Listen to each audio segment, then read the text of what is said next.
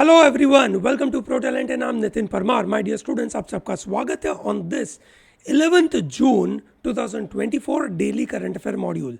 In this daily current affair module, we are going to cover those important events which are very crucial for your exam. So my dear students, ये जो आपके सामने detail दिख रही है, ये आपके एग्जाम के लिए सबसे क्रूशियल है, ठीक है, because this is basically the new ministers of the country, ठीक है। तो ये आपको मतलब एग्जाम के दिसंबर महीने तक या इवन अगले मई महीने तक ये बड़े काम की न्यूज़ है।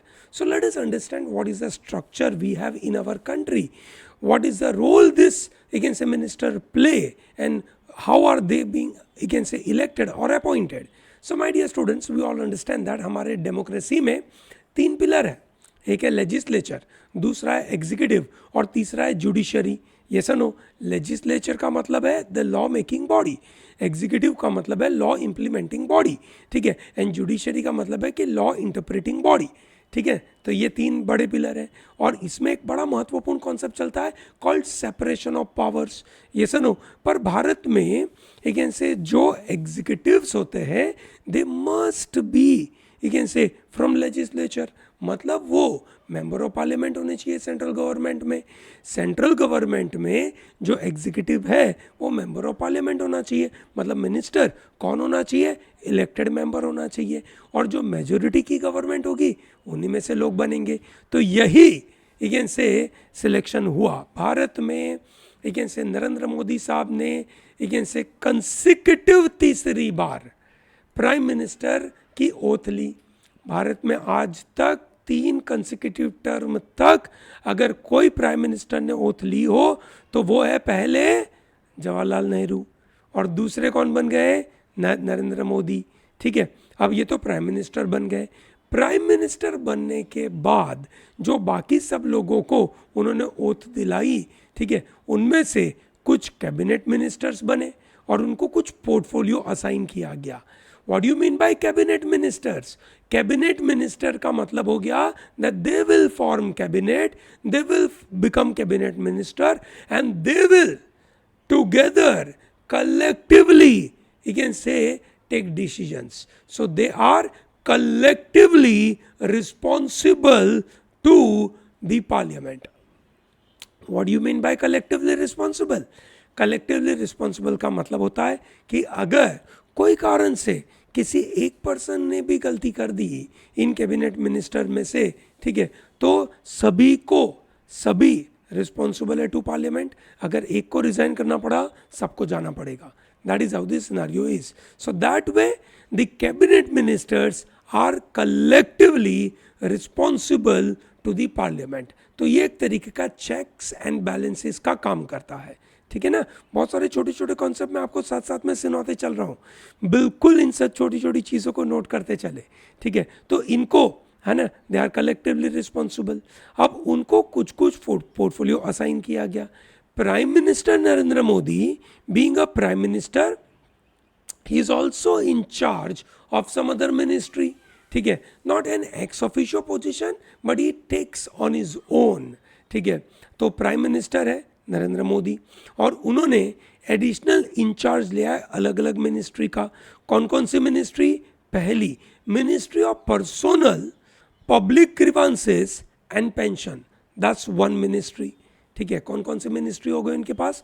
पहली ministry, ministry of personnel public grievances and pension, मतलब जो गवर्नमेंट ऑफिशियल की अपॉइंटमेंट होती है वो वहाँ पे अगर कोई ग्रीवांसीस है उसके लिए और पेंशन देने के लिए। Second, department of atomic energy, department है, मिनिस्ट्री नहीं है ये, department of atomic energy, very important position. Department of space, ठीक है, ये उन्होंने अपने हाथ में लिया है। Is that comfortable?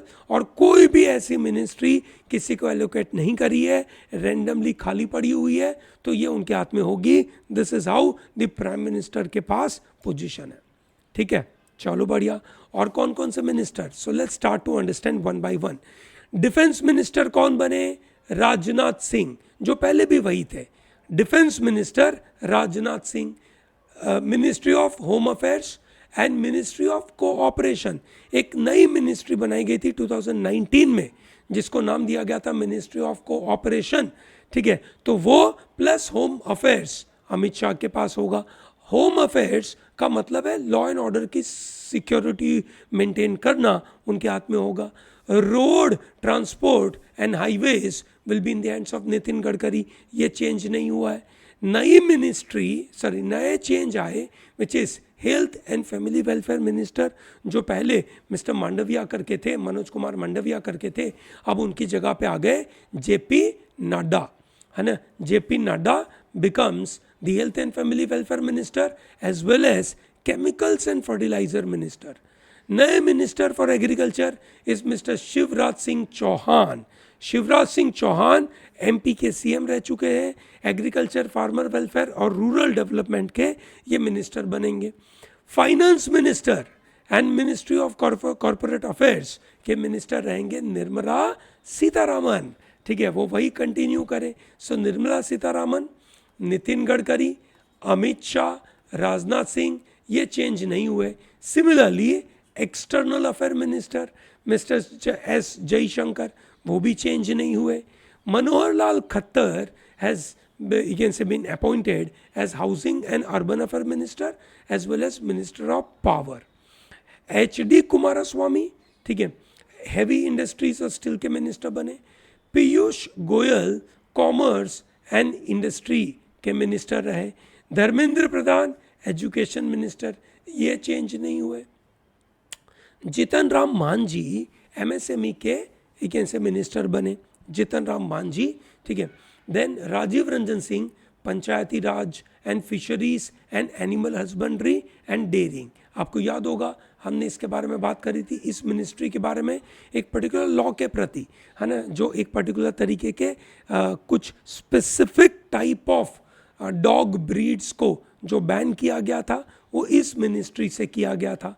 Sarbananda Sonowal has been appointed as a minister of ports, shipping and waterways. Virendra Kumar social justice and empowerment के लिए। K Ram Mohan Naidu civil aviation के लिए, है ना, पहले सिविल एविएशन, ठीक है, किसी और के पास था, अब ये चेंज हो गया। Prahlad Joshi consumer affair, food and public distribution, new renewable energy, उनके लिए। जुवाल ओराम ट्राइबल अफेयर के लिए। गिरिराज सिंह टेक्सटाइल्स के लिए, पहले स्मृति ईरानी के पास था ये। Ashwini Vaishnaw remain minister of railway, information broadcasting and electronics information technology, उसके लिए रहे, ये बिल्कुल इंपॉर्टेंट है। Jyotiraditya Scindia remain minister of communication and development of north eastern region, north eastern region के लिए इनको स्पेशल अपॉइंट किया गया। Mister Bhupender Yadav become environment, forest and climate change के minister. Gajendra Singh Shekhawat remain cultural and tourism minister, ठीक है। Child welfare and women empowerment के लिए Annapurna Devi. Kiren Rijiju remain parliamentary affair and minority affair, ठीक है ना। Then Hardeep Singh Puri is for petroleum and natural gas. Labour and employment, youth affair and sports is for Mansukh Mandaviya. Mansukh Mandaviya was earlier health minister, जिनको चेंज करके यहाँ पर लगाया गया। G Kishan Reddy for coal and mines. Chirag Paswan for food processing industries.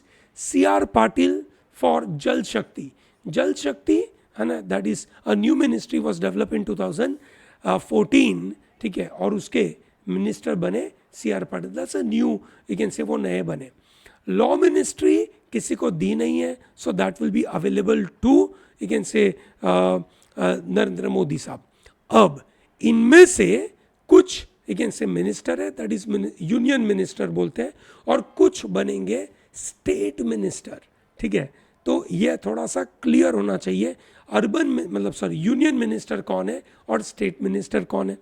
Union minister का मतलब हो गया the cabinet the minister who is in charge of the entire union, पूरे देश के लिए।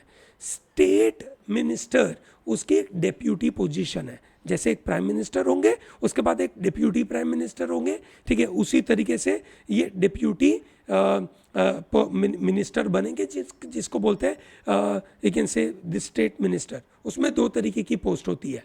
उसमें एक होती है इंडिपेंडेंट पोस्ट, मतलब minister of state on a particular ministry, independent है, ठीक है। और दूसरा होगा he is responsible to the cabinet minister. तो इस तरीके से दो पोस्ट होती है। I hope it is very clear, ठीक है। चलिए फटाफट क्विकली मुझे बता दीजिए कौन है भैया नरेंद्र मोदी के साथ कौन कौन से पोर्टफोलियो अवेलेबल है। एक तो प्राइम मिनिस्टर की पोस्ट है, उसके अलावा डिपार्टमेंट ऑफ एटॉमिक एनर्जी, ठीक है, ministry of personnel, public grievances and you can से पेंशन, ये उनके पास है। डिपार्टमेंट ऑफ स्पेस उनके पास है। और उसके अलावा कोई भी और रेसिड्यूरी पावर रह गया, कोई भी पोर्टफोलियो रह गया, वो उनके हाथ में होगा। डिफेंस मिनिस्टर कौन है? राजनाथ सिंह।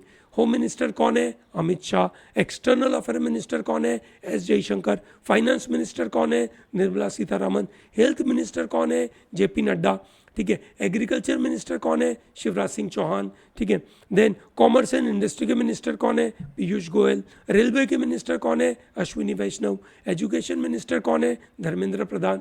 हो गया ना भैया, बहुत सारा काम एक स्लाइड में, बड़े काम का है, बिल्कुल इसको नोट करना। आगे बढ़ते हैं। एक बड़ा महत्वपूर्ण न्यूज भारत के लिए, क्या न्यूज है? सीसीआई का एक draft regulation. So you may wonder what is CCI. CCI stands for competition commission of India. Competition Commission of India is a new body which we developed after replacing MRTP. What is MRTP? MRTP stands for Monopolies Restrictive Trade Policies. ठीक है। सो जो भी monopolies थी उसको restrict करने के लिए MRTP बनाया गया था। अब एमआरटीपी मोनोपोली को रिस्ट्रिक्ट करने का काम कर रहा था। हाउएवर द सिस्टम ओवरऑल से कुछ समय के बाद बदलने लगी कि अब हमें मोनोपोली को रिस्ट्रिक्ट करने की जरूरत नहीं है, हमें फोकस करना है क्या कंपटीशन हेल्दी वे में हो रहा है कि नहीं, ठीक है। तो इसके लिए हमने एक नया सिस्टम बनाया जिसका नाम दिया गया कंपटीशन कमीशन ऑफ इंडिया। तो अब टेक्नोलॉजी सेक्टर में, बिग टेक वर्ल्ड में सीसीआई नए ड्राफ्ट रूल्स लेकर आया है ताकि सीसीआई अपना पावर और बढ़ा सके।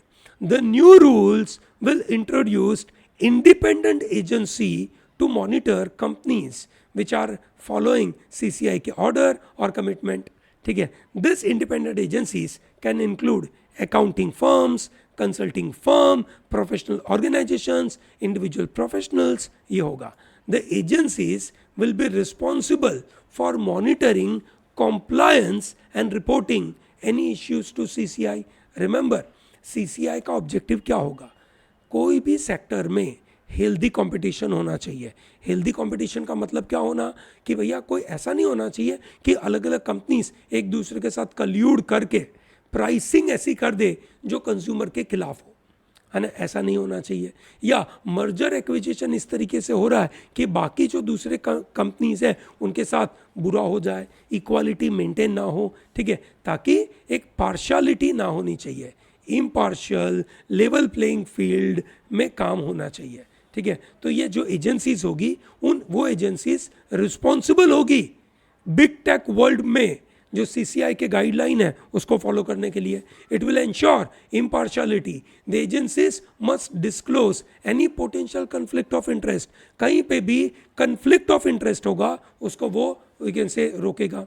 The CCI can terminate engagement of non performance of agencies. ये एजेंसी सीसीआई अप्रूव तो करेगी, साथ साथ में इसको निकाल भी दे सकती है, ठीक है। The party seeking a settlement और making commitment will be responsible for paying the monitoring agency. तो ये एजेंसी का पैसा आएगा कहाँ से? तो जिन जिन कंपनीज को इन एजेंसी से इंफॉर्मेशन चाहिए या उनकी सर्विसेज चाहिए उसका वो काम करेंगे, उसको वो पेमेंट करेंगे।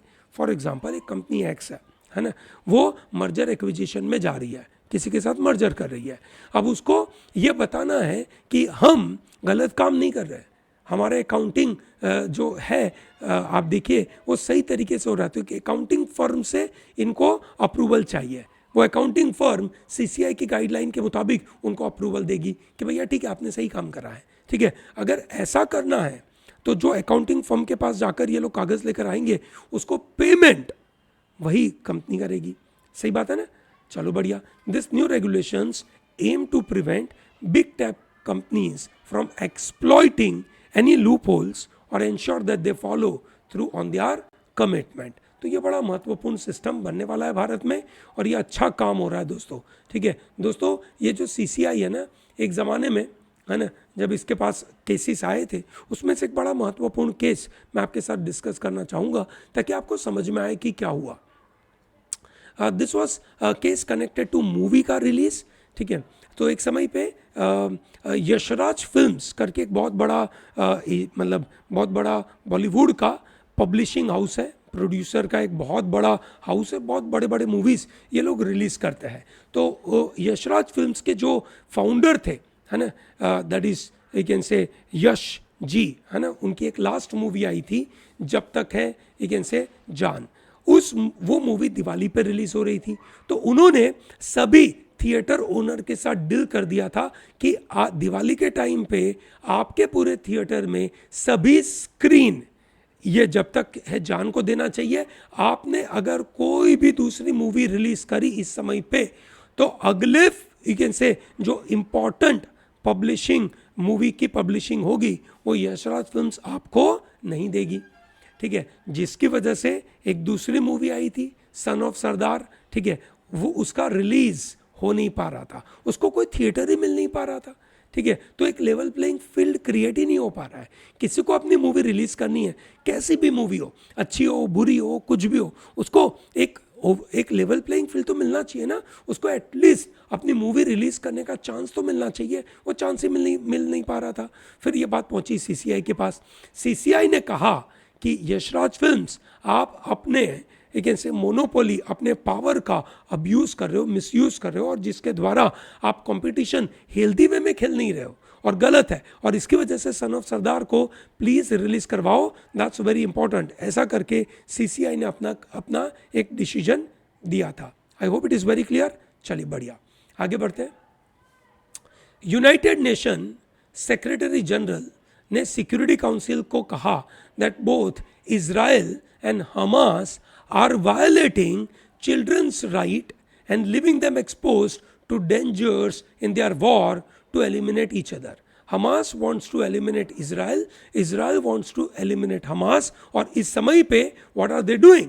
They are becoming offender and they are harming children.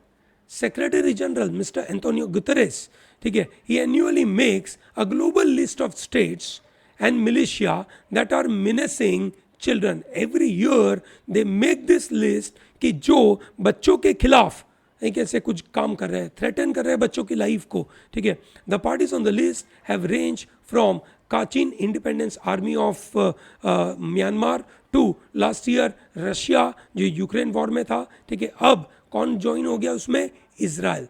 Country join होना इस लिस्ट में बहुत बड़ी बात होती है। Antonio Guterres sends a list to the security council, ठीक है, and council can then decide whether to take action और नॉट। ठीक है, United States is one of the 5 veto building permanent council member and they are definitely very reluctant on taking any action against Israel. ठीक है, inclusion of Israel this month will likely just put more of global spotlight. ठीक है, और जिसकी वजह से ये कहीं ना कहीं तो देखना पड़ेगा कि क्या यूएसए इनके फेवर में जाएगा कि नहीं। ठीक है, चलिए देखते हैं। समझ में आया दोस्तों क्या हुआ? Every year Antonio Guterres, that is Secretary General of United Nations, puts a list to United Security Council, और फिर Security Council अपना डिसीजन लेते हैं कि हम उनके खिलाफ कोई एक्शन ले या ना ले। समझ में आया दोस्तों? चलिए बढ़िया बढ़िया बढ़िया। Is that very clear to everyone? आगे बढ़ते हैं। ठीक है, फ्रेंच ओपन है ना, तो आपको ये पता होगा दोस्तों टेनिस में 4 बड़े ओपन खेले जाते हैं, है ना। कौन से 4 बड़े ओपन होते हैं? क्विकली अगर आपको पता हो तो मुझे बता दीजिए। ठीक है, ये बिल्कुल काम किया दोस्तों, है ना। ओपन कैटेगरी में मतलब ओपन एरा में ये 4 बड़े महत्वपूर्ण जिसके बारे में आपको पता ही होना चाहिए। वन इज ऑस्ट्रेलिया ओपन, ठीक है, जो जनरली एक से मेलबोर्न पार्क में खेला जाता है। ठीक है, and then the second is US open.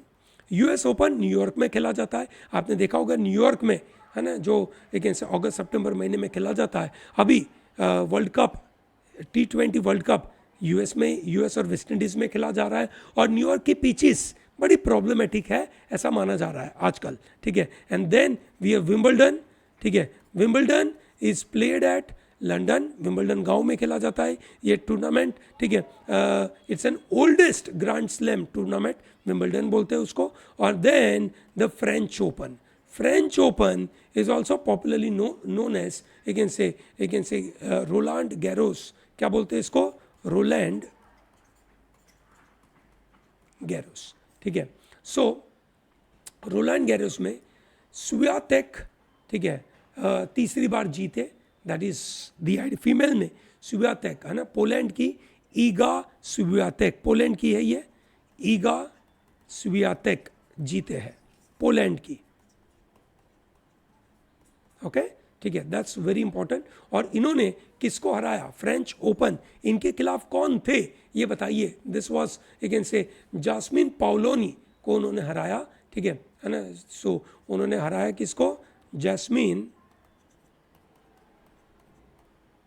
पाउलिनी, okay, उनको उन्होंने हराया। And then for male it is Alcaraz, है ना, किसने जीता, Alcaraz is the first man in the open era to win his first 3 major title on 3 different surfaces, ठीक है।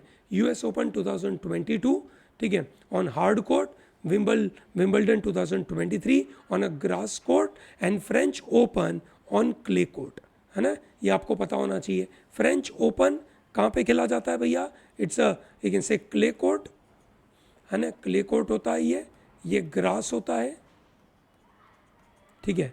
और फिर आपका जो यूएस ओपन होता है दैट इज हार्ड कोर्ट, ठीक है, उसके ऊपर होता है, ठीक है, दैट इज अल्कारेज, याद रहेगा सबको, ग्रेट।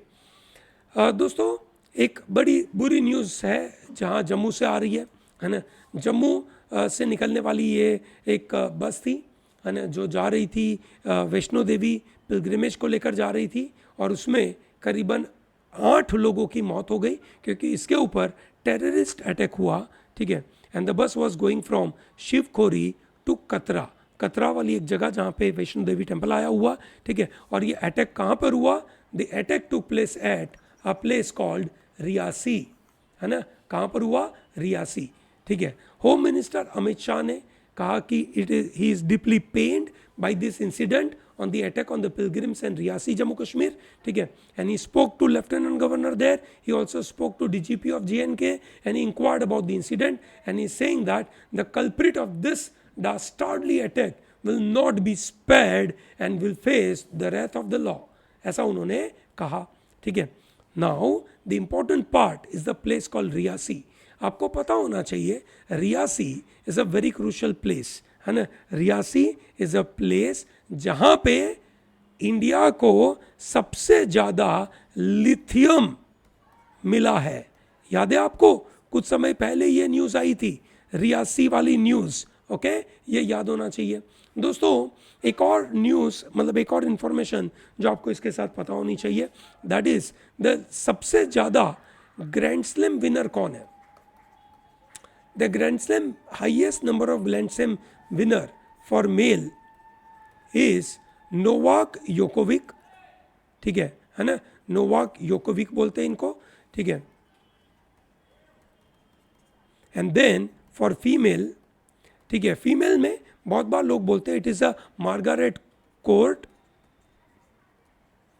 ठीक है, मार्गारेट कोर्ट, पर ओपन एरा के आने के बाद it is Serena Williams, open era के बाद इट इज सेरेना विलियम्स। सबसे ज़्यादा अगर किसी को मिला है तो ये नंबर है, ठीक है। चलिए दोस्तों एक बड़े महत्वपूर्ण न्यूज़ आइटम पे चलते हैं, which is about the monetary policy committee ने एक बड़ा महत्वपूर्ण अपना एक ऐसे बाई एनियल समय पे इन्होंने अपना एक बड़ा महत्वपूर्ण पॉलिसी डिसीजन दिया।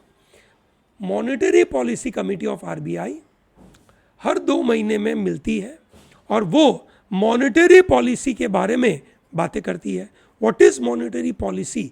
दोस्तों देश को चलाने के लिए फाइनेंशियल पॉलिसी बनानी पड़ती है। दो तरीके की पॉलिसी चाहिए, एक साल भर का प्लानिंग और फिर डे टू डे का प्लानिंग। डे टू डे के प्लानिंग को बोलते हैं मॉनेटरी पॉलिसी, ठीक है, और साल भर के प्लानिंग को बोलते हैं फिस्कल पॉलिसी। फिस्कल पॉलिसी बनती है दोस्तों बजट में, ठीक है, तो साल भर में ये बजट बनता है। अभी आपका एक बजट आएगा, हम उसके बारे में उस समय पे वापस बात करेंगे। आपने देखा होगा इलेक्शन के पहले एक इंटरिम बजट आया था, अब इलेक्शन के बाद एक पूरे साल का बजट आएगा, ठीक है। अब बजट तो चलता ही रहेगा, उसके साथ साथ मॉनेटरी पॉलिसी भी आएगी, हर 2-2 महीने में बनेगी, मतलब साल में 6 बार बनेगी, 12 महीनों में 6 बार।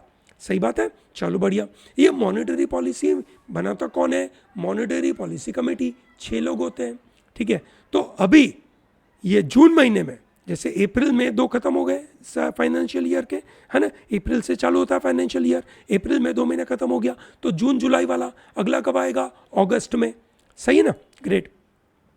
तो आरबीआई की मॉनेटरी पॉलिसी ने ये जस्टिफाई किया that they are keeping the interest rate unchanged, so there is repo rate, और ये रेपो रेट है इन्होंने अनचेंज रखा एट 6.5%, ठीक है। क्यों? Because they said there is a high concern with them with respect to high food inflation, जो overall inflation को इंपैक्ट करता है। दोस्तों इन्फ्लेशन आपको पता होगा, महंगाई का दर। महंगाई क्यों बढ़ती है? शायद too much money is there in the market, market में बहुत सारा पैसा अवेलेबल है, और बहुत सारा पैसा अवेलेबल होने की वजह से पैसे की वैल्यू कम हो जाती है, और जब पैसे की वैल्यू कम हो जाती है ना, तो महंगाई बढ़ जाती है। उसको कंट्रोल करने का तरीका क्या हो गया? बड़ा simple, you can say inflation rate बढ़ा के रख दो। Is that very clear to everyone? ठीक है, इंटरेस्ट रेट बढ़ा के रख दो, not inflation, sorry, interest rate बढ़ा के रख दो। तो भैया आरबीआई का काम है, उसको टारगेट किया जाता है कि आपका काम है यू कैन से इन्फ्लेशन को कंट्रोल करो। क्या कितना कंट्रोल करना चाहिए? इनको टारगेट दिया गया है 4% प्लस और माइनस 2%, मतलब 2% से 6% के बीच में इनको इन्फ्लेशन रखना है। यस और no? That is what their target is, ठीक है। तो आर्ग्यूमेंट इस पूरे एडिटोरियल की क्या है? एडिटोरियल बोलता है रिकैल्सिट्रंट जंबो। जंबो का मतलब हो गया बहुत बड़ी पावरफुल बॉडी, रिकैल्सिट्रंट का मतलब होता है रिजिड होना, ठीक है। कौन रिजिड है यहाँ पे? आरबीआई, ठीक है। तो RBI is saying that we are very clear कि हम इंटरेस्ट रेट को अनचेंज रखना चाहते हैं, ठीक है। तो ये पूरा आर्ग्यूमेंट लॉजिकली कैसे डेवलप हुआ? सो आर्टिकल स्टार्ट होता है saying that the MPC's decision and उनका जस्टिफिकेशन वहां से चालू होता है, और फिर वो डेटा देता है। It provides evidence of rising food prices बढ़ रहे थ्रू सीपीआई। सीपीआई का डेटा देकर, सीएमआई का डेटा देकर बताते हैं कि कैसे फूड प्राइसेस बढ़ रहे हैं। It elaborates on the challenges of controlling food prices due to climate events and water scarcity. पानी की स्कैर्सिटी की वजह से और क्लाइमेट चेंज की वजह से काफ़ी ज़्यादा फूड इन्फ्लेशन बढ़ रहा है, ठीक है। आपने देखा होगा कभी टमाटर के भाव बढ़ गए, कभी आलू के भाव बढ़ गए, कभी नींबू के भाव बढ़ गए, कभी किसी मतलब ऐसे अचानक से भाव बढ़ जाता है। So therefore it is also mentioning that potential threats from rising industrial metal prices and also oil prices के बारे में अनसर्टेनिटी। तो इसकी वजह से ओवरऑल ये प्राइसेस बढ़ने वाली है, और इसीलिए इनको लॉन्ग टर्म ग्रोथ मेंटेन करने के लिए किस तरीके से इन्फ्लेशन कंट्रोल करना चाहिए उसके बारे में उन्होंने अपनी बातें रखी। और ये कारणों की वजह से, ये उसके रीजंस है, ये उसके प्रेमाइसिस है, ये सपोर्ट करने के लिए कि क्यों they are justified in maintaining higher rate. उसके पीछे उनके एजम्पशंस क्या है? उनके पीछे के एजम्पशन है कि आरबीआई बोलता है it is my top priority to control inflation. High food inflation is a major contributor to overall inflation. Climate events, water scarcity can significantly impact this food inflation, and this food inflation will in turn impact the overall inflation. Additionally, rising industrial metal prices, at the same time uncertain oil prices could also have inflationary measures, जिसकी वजह से inflation बढ़ेगा। Consumer expectation और inflation can also influence overall. ये सब factors है जो inflation को बढ़ाएंगे और इसकी वजह से एमपीसी ये चाहता है कि कैसे भी करके इस फूड इन्फ्लेशन को मेंटेन और कंट्रोल करने के लिए अभी हाई इंटरेस्ट रेट मेंटेन करते हैं, जिसकी वजह से शायद है ना ये हाई इन्फ्लेशन को ये मैनेज कर पाए। Continued high inflation can make it very difficult for MPC to achieve their inflation target. So therefore it is very crucial for them to maintain this, you can say, idea, है ना। ये high rate रखने की वजह से कहीं ना कहीं स्टेबिलिटी मेंटेन करने का उनका टारगेट है। ठीक है दोस्तों, यूरोपियन यूनियन का पार्लियामेंट का इलेक्शन हुआ। Now you may wonder sir क्या बात हो रही है, कौन से कंट्री का इलेक्शन हुआ? कोई कंट्री का नहीं है, दिस इज इंटरनेशनल इलेक्शन। मतलब क्या? There are, you can say, so many countries connected to European union.